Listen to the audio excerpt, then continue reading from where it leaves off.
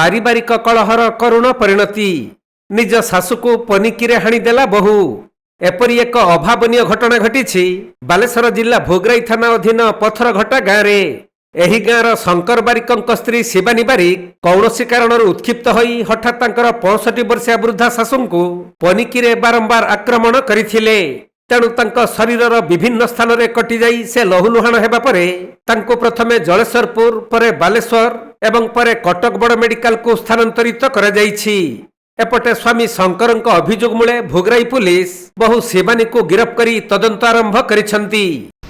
Market को जीवा परे मो स्त्री मो माँ को खाना काटा कर पनीर आ मो माँ रक्ताक्त हो हस्पिटाल बालेश्वर कटक रिफर कहीं एमती घटना घटला कहीं छुटिया मुटिया झगड़ा ना कि नथिया अवस्था मो माँ को नहीं से मो माँ को पनीर खाने एमती आगुरु झगड़ा होतला ना ये प्रथम थर पे आगुरु आगुरु बहुत थोर झगड़ा पैसा पत्र चोरी जमारी भल मंद सब लगी रही। एबे स्त्री नारे एफआईआर दै चंदी आगे कोठी अछि से एबे से बर्तमान थाना रे कोन चाहू छ तुम हम चाहूँ जे कोर्ट को फरवाड़ अब कुछ दंड मिले कहीं आप एमती न कर तार दुर्बलतार फायदा उठे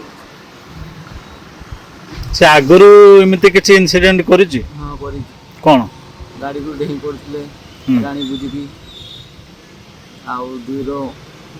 जेठी सेठी बुली पड़े मत एटिक नहीं जाओ सेटिक नहीं जाओ लोक मान डाकी आनबे ये मान सम्मान सब बजाय रखे तो हानिबार कारण कोन थाई पारे बोली भाबुछ माँ किसी कही एटा करो